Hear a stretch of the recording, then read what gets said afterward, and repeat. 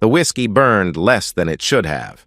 I'd been nursing the same glass for an hour, watching the liquid catch the lamplight in my study, thinking about how one moment can unravel everything you've spent years building. Outside, autumn rain drummed against the windows of our suburban home. The same house Laura and I had bought 3 years ago when she quit her marketing job to focus on starting our family. I should have known something was wrong months earlier. The signs were there, hidden in plain sight like poorly documented code. But I'm a systems engineer, not a relationship analyst.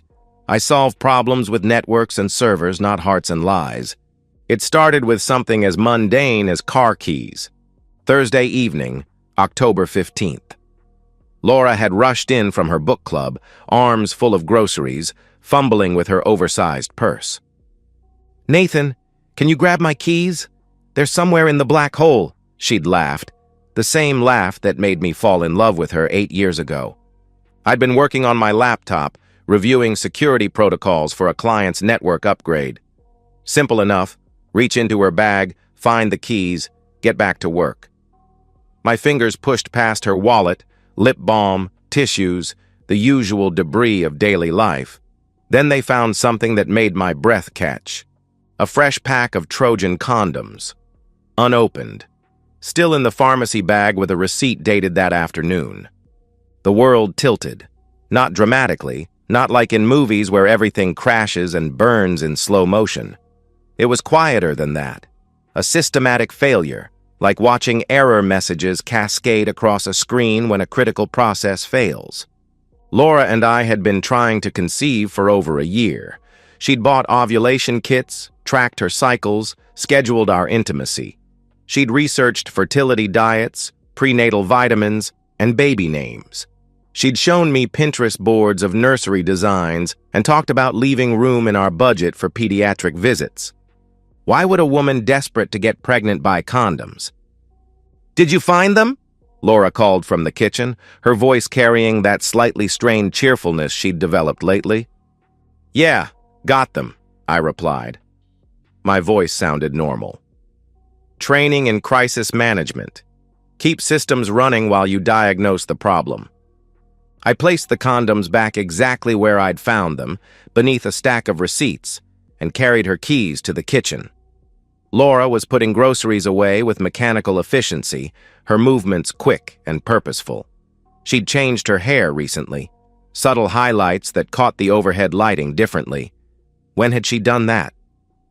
"How was book club?" I asked, studying her face for tells. "Oh, you know Sarah and her drama. Jennifer brought that quinoa salad again." She didn't look at me, focusing intently on arranging yogurt containers in the refrigerator. Her wedding ring caught the light. She was still wearing it, but I noticed she'd been taking it off more frequently at home, claiming it felt tight. I'd attended enough of her book club events to know the women by name, but lately she'd been vague about details. When I'd asked about the current selection last month, she'd paused too long before mentioning some romance novel I'd never seen her reading. "What's the book this month?" I pressed. Another pause. We're doing a classic. Something by Jane Austen." She closed the refrigerator with more force than necessary. "I'm exhausted. I think I'll take a bath and go to bed early." Jane Austen. Vague enough to be believable, but I'd given her a first edition copy of Pride and Prejudice for our anniversary 2 years ago. It was still on her nightstand, bookmark positioned exactly where she'd left it after reading the first 3 chapters. That night, I lay awake beside her listening to her breathing, cataloging everything that had changed in recent months. Her sudden interest in going to the gym 3 times a week, new underwear, lacy things that replaced her usual practical cotton, the way she'd become protective of her phone, taking it to the bathroom, keeping it face down during dinner. Most telling was the change in her enthusiasm for our baby-making project. Where she'd once been the one tracking ovulation windows and scheduling intimacy, lately she'd seemed distracted during our attempts at conception, going through the motions but mentally elsewhere. I'm methodical by nature. It's what makes me good at my job. When a system shows anomalous behavior, you don't ignore it. You investigate, You gather data. You identify the root cause. Laura stirred beside me, turning away in her sleep. The digital clock read 2:47 a.m., casting its red glow across our bedroom ceiling. I've always been good at solving problems. This one would just take time. The next morning felt like performing maintenance on a live system. Everything had to function normally while I conducted my investigation. Laura emerged from the bathroom in her terry cloth robe, hair damp from the shower, looking like the woman I'd married. But now I was analyzing her behavior through a different filter. "Coffee's ready," I said, holding out her favorite mug, the one with the cartoon lab that said, "Life is better with a dog," that we'd bought during our trip to Portland last spring. "Thanks, honey." She accepted the mug, her fingers brushing mine briefly. I noticed her wedding ring was missing again. "Ring at the jeweler's?" I asked casually. "Still being resized. They said another week." She moved to the window, not meeting my eyes. "Any plans today?" I kept my tone casual while opening my laptop to check overnight alerts from client systems. "Meeting Jennifer for lunch, then some errands. Oh, and the grocery store again. I forgot milk yesterday." She moved through the kitchen with practiced efficiency, assembling her usual breakfast of Greek yogurt and granola. Jennifer. At least this was someone I'd actually met, unlike the expanding roster of mysterious friends she'd been mentioning lately. When I'd suggested couples activities with these new friends, Laura always had excuses. They were going through divorces, weren't ready to socialize with couples, needed girlfriend time. After Laura left for her lunch with Jennifer, I made a decision that would have horrified the trusting husband I'd been 48 hours earlier. I drove to Best Buy and purchased a small GPS tracker with cash, the kind marketed for elderly parents or teenagers, technically legal since the car was registered in both our names. That afternoon, I called Margaret Hayes, a divorce attorney whose name I'd found through a discreet Google search. Her office was downtown, in a building that housed wealth management firms and private investigators. Margaret was sharp-featured and direct, probably in her mid-50s, with steel gray hair and eyes that had seen every variation of human betrayal. "Mr. Cole, thank you for coming in. You mentioned on the phone that you suspect your wife is having an affair." "I know she is." I explained about the condoms, the behavioral changes, the expanding network of mysterious activities. Margaret took notes on a legal pad, her expression professionally neutral. "Adultery affects property division in this state," she said, "but we'll need documentation, photos, communications, witness testimony. The more evidence you can provide, the better your position." "What about our house? Our investments?" I asked. "Marital property gets divided, but documented infidelity can influence the court's decision about who gets what. The house, vehicles, retirement accounts, all potentially negotiable if we can prove she violated the marriage contract." I felt something cold settle in my chest. "What do you need from me?" "Everything you can document without breaking any laws, phone records if you have access, financial statements showing unusual expenses, and if you can catch them together." She slid a business card across the desk. "This investigator is excellent. Discreet." "I don't need an investigator," I replied. Margaret raised an eyebrow. "Mr. Cole, I understand you're angry, but this requires professional—" "I'm a systems engineer. I know how to gather data." I pocketed the investigator's card anyway. "What I need is legal strategy." Over the next 10 days, I monitored Laura's movements through the GPS app on my phone while maintaining the facade of normal married life. Her daily patterns were mostly predictable: gym, errands, lunch dates with various friends. But there were anomalies. Stops at locations that didn't match her stated activities. A 40-minute gap at what Google Maps identified as a residential address across town.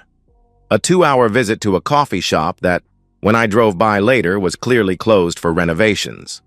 The most damning evidence came from our shared credit card statements. Charges I'd initially overlooked now formed a pattern. a hotel bar in the business district, a lingerie shop she'd never mentioned, a restaurant in the suburbs where she'd supposedly been having lunch with girlfriends, except the receipt showed 2 entrees and a bottle of wine that cost more than she typically spent on an entire week of groceries.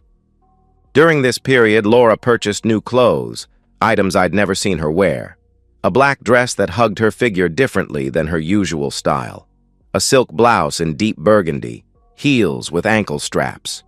When I asked about them, she mentioned wanting something nice for various social occasions with friends I'd never met.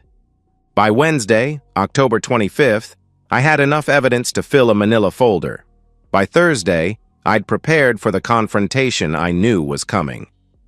Friday evening, October 25th, Laura announced she was going to dinner with some friends from work. Another creative alibi: she'd been unemployed for 3 years, focusing on our attempts to start a family. "Which co-workers?" I asked. "Oh, just some women from my old marketing firm. We try to get together once a month." She was applying makeup at her vanity, transforming herself into someone I barely recognized. The black dress, the new heels, her hair styled in loose waves that framed her face differently. "I thought you'd lost touch with most of them," I answered. "We reconnected on Facebook." She laughed, but it sounded hollow. "You know how social media brings people back together." I watched my wife prepare to meet another man while lying about dinner with fictional former co-workers. The GPS tracker was attached beneath her car's rear bumper, hidden from view but transmitting her location every 30 seconds. That night, I sat in my study monitoring her movements on my phone. The blue dot that represented my wife's car moved across the digital map, heading not toward any restaurant or reunion, but toward the interstate. 25 minutes later, she arrived at a roadside motel 15 miles outside our suburb. I grabbed the divorce papers Margaret Hayes had prepared and headed for my car. The Sunset Inn wasn't the kind of place you'd find in tourist guides. Single story, probably built in the 1970s, with pink stucco walls and a neon vacancy sign that flickered intermittently. The parking lot was half empty, most spaces occupied by long-haul trucks and cars that had seen better decades. I pulled into a spot across from the motel office, manila envelope containing divorce papers on my passenger seat. My phone showed Laura's car parked near room 117, though I couldn't see it from my position. The digital clock read 7:43 p.m. For 20 minutes, I sat in my car processing the finality of the moment. This wasn't hypothetical anymore, not suspicious behavior or circumstantial evidence, but my wife at a motel with another man. The GPS tracker had been academic until now, data points on a screen. But Laura was 50 yards away, probably already in bed with someone whose name I didn't even know. At 8:05, a white pickup truck pulled into the lot. Ford F-150, maybe 5 years old, with contractor's equipment visible in the bed. The driver was tall, broad-shouldered, wearing jeans and a flannel shirt. Dark hair, stubbled jawline, the kind of rugged appearance that contrasted sharply with my office worker physique. He walked directly to room 117. No hesitation, no checking room numbers. This was routine. The door opened before he could knock. Laura appeared in the doorway wearing the black dress, her face bright with a smile I hadn't seen in months. Pure joy, unguarded happiness. She looked like the woman I'd fallen in love with, except she was feeling that joy for someone else. They embraced in the doorway, his hands settling at her waist, her arms around his neck. Even from across the parking lot, their intimacy was obvious. This wasn't a new development. They moved together with comfortable familiarity. I sat in my car for another 10 minutes, watching the closed door of room 117, letting the reality sink in. My wife was inside that motel room with another man, probably already undressed, doing things she used to do with me. The woman who'd been too tired for intimacy with her husband for the past month was energetic enough for affairs in roadside motels. At 8:20, I got out of my car. The manila envelope felt heavier than it should as I walked across the parking lot. Room 117 was at the far end of the building, away from the office and main road. Private. They'd chosen well. I knocked 3 times. Firm, authoritative knocks that couldn't be mistaken for housekeeping or maintenance. "Just a minute," came Laura's voice, muffled by the door and slightly breathless. Footsteps. Hushed conversation. More footsteps. The door opened, revealing Laura in her black dress, hair slightly mussed but otherwise composed. Her expression cycled through confusion to recognition to absolute terror in the space of 3 seconds. "Nathan," she whispered. "Laura." I held up the manila envelope. "I brought you something." Behind her, the man from the pickup truck stood near the bed, shirt unbuttoned, looking like he was deciding whether to run or fight. The room smelled like her perfume and intimacy. "This isn't... We weren't..." Laura's training in marketing hadn't prepared her for this conversation. "Laura, meet Derek," I said, gesturing toward the man. "Derek, this is Laura's husband, the one she's been married to for 8 years while she's been f***ing you in motel rooms." Derek's face flushed. "Look, man, I didn't know she was..." "Yes, you did," I interrupted, keeping my voice level, conversational. "You know exactly what this is. You've been meeting here for weeks. You know her schedule, her marriage, her situation." I looked back at Laura. "How long?" She was crying now, mascara creating dark streaks down her cheeks. "Nathan, please, it's not what you think." "It's exactly what I think." I handed her the envelope. "Divorce papers. Adultery is cited as grounds. I have photos, GPS tracking data, credit card records, and now eyewitness testimony." Laura stared at the envelope like it might explode. "We didn't... Nothing happened yet tonight." "It doesn't matter," I replied. Those 3 words hit her like a physical blow. She sank onto the edge of the bed, still holding the envelope. Derek stepped forward, apparently deciding to play the protective lover. "You can't just..." "I can, and I did." I turned to face him fully. "You're Derek Hartwell. You live at 847 Pine Street, apartment 2B. You drive a 2019 Ford F-150, license plate XKV4429. You're a contractor who worked on the Henderson house renovation 3 blocks from mine. That's how you met my wife." His face went pale. I'd done my research. "What I'm trying to decide," I continued, "is whether you're worth the effort of destroying. Laura was my wife, so she gets the full treatment. You're just some asshole who couldn't keep his in his pants. The question is whether you deserve consequences beyond losing your married girlfriend." "Nathan, please," Laura sobbed. "We can work this out. Marriage counseling, whatever you want." "Read the papers, Laura. Don't come home. Your things will be packed and delivered to your parents' house by Sunday. The locks are already changed." I turned back to Derek, who was now fully dressed and edging toward the door. "As for you, Derek, stay away from my wife. Stay away from my neighborhood. And maybe think about whether you want to keep working residential jobs in this area. Amazing how quickly word spreads about contractors who can't be trusted around married women." I walked to the door, then paused. "Oh, and Laura? Those work friends you're having dinner with don't exist. Neither does your resized wedding ring or your book club discussions about Jane Austen. Next time you decide to burn your life down, you might want to be less creative with your alibis." I left them standing in that motel room, Laura clutching divorce papers and Derek calculating how quickly he could distance himself from the situation. As I walked back to my car, I felt something I hadn't experienced in months: complete clarity. The rain had stopped. The neon vacancy sign flickered once more and went dark. Saturday morning brought the satisfaction of executing a well-planned system upgrade. Every component fell into place. The locksmith arrived at 7 a.m. sharp, a competent man named Rodriguez who asked no questions about why I needed every lock changed on a weekend. While he worked, I moved through the house systematically, packing Laura's belongings into storage boxes I'd purchased the night before.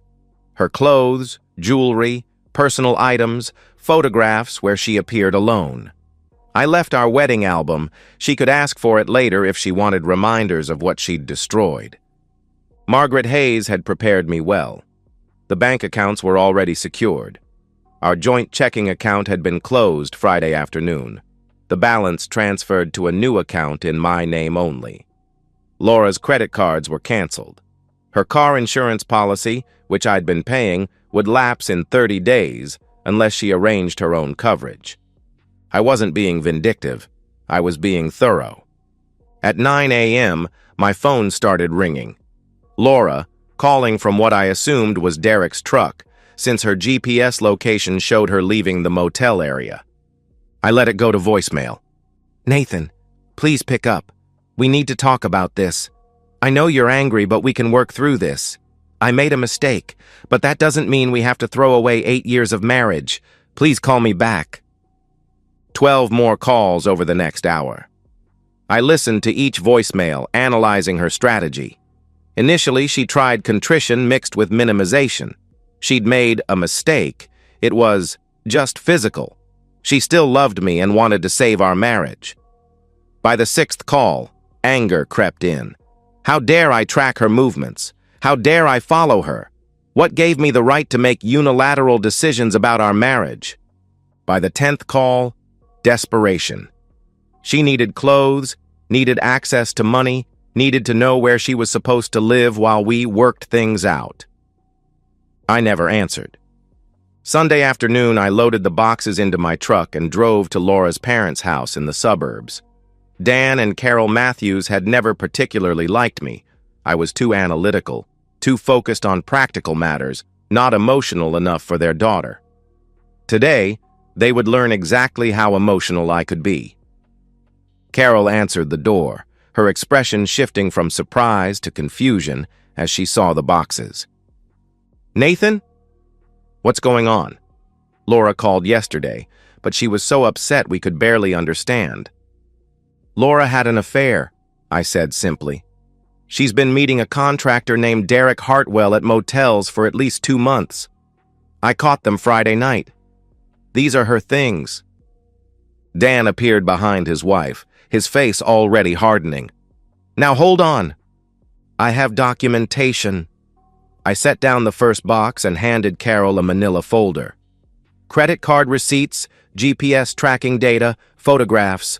Laura chose to destroy our marriage. I'm choosing to protect my assets." Carol opened the folder, scanning the evidence with growing horror. The restaurant receipts, the hotel charges, the timeline I'd constructed showing Laura's movements over the past month. "This doesn't mean you have to divorce her," Dan said, but his voice lacked conviction. "People make mistakes. This wasn't a mistake. This was a calculated deception that lasted months." I set down another box. "She created elaborate fictional alibis. She bought new clothes to wear for him. She told me she was trying to get pregnant while buying condoms for her lover." Carol was crying now, still holding the evidence folder. "Where is she?" "Probably with Derek, trying to figure out her next move. She's called me 17 times since yesterday. I haven't answered." I spent the next 20 minutes unloading boxes while Laura's parents processed the destruction of their daughter's marriage. They asked questions I answered factually. How long had I known? What was my plan? Was there any possibility of reconciliation? "No," I said to the last question. "Laura made her choice. She chose Derek over me, chose deception over honesty, chose to risk everything we built for motel room sex with a contractor. I'm simply responding to the choice she already made." As I drove away from the Matthews house, my phone buzzed with a text message from an unknown number. "This is Derek. We need to talk." I deleted the message without responding. Monday brought new challenges. Laura had apparently spent Sunday night at her parents' house because Carol Matthews called my office at 10 a.m. "Nathan, Laura needs access to some money, just for basics, food, gas, a place to stay while you two work this out." "We're not working anything out, Carol. Laura has a college degree and work experience. She can get a job," I replied. She can't just start over with nothing. I cut her off. She didn't start with nothing. She started with a husband, a home, and a stable marriage. She chose to gamble all of that for an affair. Sometimes you lose. The call from Derek came Tuesday evening. I was reviewing network security reports when my phone rang, displaying the same number that had sent the text. This time I answered. "We need to talk," Derek said without preamble. "No, we don't," I replied. "Look, man, I didn't know the whole situation. Laura told me you two were separated, practically divorced already." "And you believed her?" I asked. She was always emotional about you, about how you didn't understand her, how the marriage was over, but you were too stubborn to admit it." I let the silence stretch, making Derek fill it. "The point is, I got pulled into something I didn't fully understand. I'm not the bad guy here." "You f***ed another man's wife in motel rooms, Derek. You're exactly the bad guy here," I shouted. "She said—" He stammered, so I cut him off. "She lied. To you, to me, to her parents, to everyone. The difference is, I was married to her. You were just convenient." "I care about her," he replied. "Then you'll understand why you need to stay away from her. Laura's facing the consequences of her choices. Don't make her consequences become your consequences." I hung up before he could respond. Wednesday brought the most satisfying development. Margaret Hayes called with an update on the divorce proceedings. "Your wife's attorney wants to discuss settlement terms. Apparently she's retained James Whitmore." I knew the name. Whitmore specialized in high-asset divorces, particularly cases where he could paint his clients as victims of emotional or financial abuse. "What's his angle?" I asked. "He's claiming you've engaged in controlling behavior, monitoring her movements, cutting off her access to funds, making unilateral decisions about marital property. He wants temporary spousal support and shared custody of marital assets until the divorce is finalized." Shared custody of assets she helped destroy through adultery? That's essentially what I told him. We have documented proof of infidelity. The GPS tracking was legal. The car is titled in both names. The financial moves were protective measures taken after discovering fraud. Whitmore's playing a weak hand. Thursday evening, Laura came to the house. I watched through the security system I'd upgraded earlier that week as she pulled into our driveway in a car I didn't recognize, probably borrowed from her parents. She walked to the front door and rang the bell, then knocked when I didn't answer. "Nathan, I know you're home. I can see your car. We need to talk." I remained in my study, watching her through the camera feed. She looked different, tired, older somehow. The confident woman who'd been radiant at that motel door had been replaced by someone who clearly hadn't slept well in days. "Nathan, please. I know you're angry, but this is insane. We can work through this if you'll just talk to me." After 10 minutes, she left. But not before trying the back door, checking windows, and attempting to use the garage door remote that I'd already reprogrammed. Friday brought news that made the entire week worthwhile.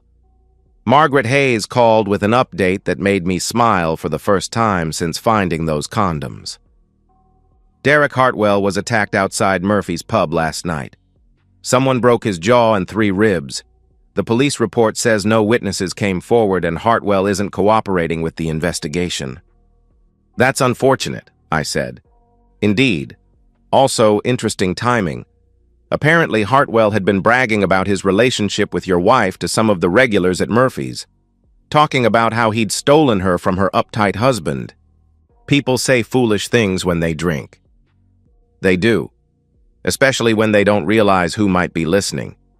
Murphy's is a working-class bar, Nathan. Lot of married men who don't appreciate hearing about affairs. I hadn't set foot in Murphy's pub. Hadn't spoken to anyone about Derek beyond our single phone conversation. But sometimes information finds its way to people who know how to use it properly. "Any word on settlement discussions?" I asked. "Whitmore's backing down. Apparently Laura's situation has become more complicated. Without Derek as emotional support and facing the reality of starting over at 34 with no income and parents who are less than thrilled with her choices, she's becoming more amenable to accepting your terms. Which are? I asked. She gets her personal belongings and nothing else. No spousal support, no claim on the house or retirement accounts, no division of assets acquired during the marriage. In exchange, you won't pursue her for the money she spent on her affair, the hotel charges, the gifts, the elaborate dinners she charged to your joint credit card. That's more than fair. It's generous. Most men in your position would take her for every penny. That evening, I sat in my study with a fresh glass of whiskey, reviewing the week's accomplishments. Laura's belongings removed from our home. Divorce proceedings advancing on favorable terms. Derek Hartwell learning that actions have consequences. The house was quiet, organized, efficient. Every system functioning as designed. I'd solved the problem. 6 months later, I still sleep on the left side of the bed. It's habit more than sentiment. 8 years of marriage creates patterns that outlast the relationship itself. The house remains exactly as it was, minus Laura's belongings and the photographs I donated to charity. I've made no effort to redecorate or claim the space as exclusively mine. It simply is what it is. A house where a married couple once lived, now occupied by a divorced man who learned not to trust without verification. The divorce was finalized in February. Laura signed the papers without contest, taking only her personal items and a car that her parents helped her purchase. She'd found work at a marketing firm downtown, entry-level position, significant pay cut from her previous career, but it was employment. According to mutual acquaintances, she'd moved into a studio apartment across town and was doing her best to start over. I haven't seen her since that Thursday evening when she stood on our front porch pleading for conversation. I haven't heard her voice since the last voicemail she left 3 weeks after our motel confrontation. In that final message, her tone had shifted from anger to resignation. I know you'll never forgive me, Nathan. Maybe I don't deserve forgiveness. But I want you to know that I'm sorry. Not just for getting caught, but for all of it. For throwing away what we had for something that meant nothing. I'd deleted the message without saving it. Derek Hartwell's recovery took longer than expected. A broken jaw requires surgery, and 3 fractured ribs complicated his breathing for weeks. He'd been unable to work for 2 months, which in the construction industry means lost contracts and damaged reputation. From what I'd heard through carefully maintained information networks, Derek had stopped frequenting Murphy's pub and rarely discussed his personal life with anyone. Sometimes problems solve themselves when the right information reaches the right people at the right time. I've been dating, though casually. Professional women who understand boundaries and don't ask probing questions about my previous marriage. There's Susan, a financial advisor I met through work networking, and Amanda, who manages IT systems for a healthcare company. Both relationships are structured with clear expectations and regular reassessment. I treat relationships like security protocols now. Trust requires authentication, verification, and regular audits. Emotional access is granted incrementally, with defined privileges and monitoring capabilities. It's not romantic, but romance was what made me vulnerable to Laura's deception. The GPS tracker I'd used to monitor Laura's movements now sits in my desk drawer, a reminder of necessary precautions. I've installed security cameras around the property, not from paranoia, but from an understanding that information is protection. Knowledge prevents surprises, and surprises are how systems fail. My work has expanded. Word spreads in professional circles about competency and discretion. Colleagues seek my advice on personal security, background verification, protection of digital assets. I've become known as someone who understands how to safeguard what matters.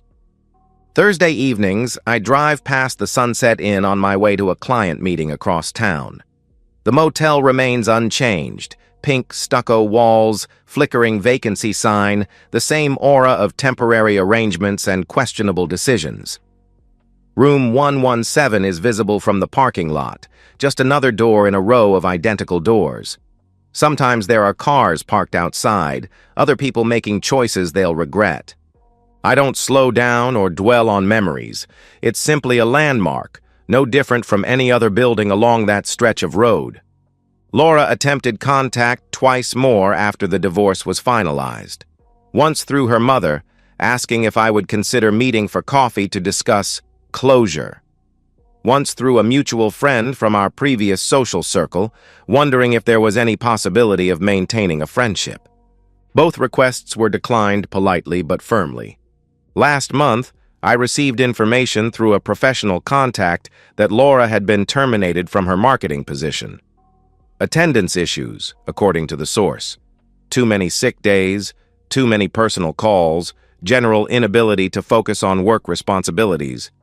She'd found new employment at a retail store, part-time hours, minimum wage plus commission. The information came with no request for action on my part. Sometimes people simply share updates about individuals they know you've been monitoring. Professional courtesy between people who understand the value of current intelligence. I felt nothing upon hearing about Laura's employment difficulties. No satisfaction, no concern, no residual anger. She'd become what she'd always been destined to become after making her choices, someone else's problem to solve or ignore. Tonight, I'm reviewing quarterly security assessments for 3 corporate clients, updating protocols based on emerging threats and vulnerabilities. The work is methodical, systematic, intellectually satisfying. Problems have solutions if you understand the underlying systems and maintain proper oversight. The rain has started again, drumming against my study windows with the same rhythm it had that October evening when I discovered condoms in my wife's purse. But now the sound is simply weather, atmospheric conditions that require no analysis or response. I haven't heard Laura's voice in 187 days. I prefer it that way. Trust, I've learned, should always come with conditions and verification. Even then, it's subject to regular review and immediate revocation upon evidence of system compromise. The whiskey tastes exactly as it should. And so, we've reached the end of today's story. Was it what you expected, or did it take a twist you didn't see coming? I'm curious to hear your thoughts. Share them in the comments below, and let's get a conversation going. If this story kept you hooked, make sure to hit that like button. And if you're new here or just haven't subscribed yet, now's the perfect time to join our community. I bring you fresh, captivating stories every day, so click that subscribe button and turn on notifications so you never miss out. Thanks for watching, and I'll see you in the next one.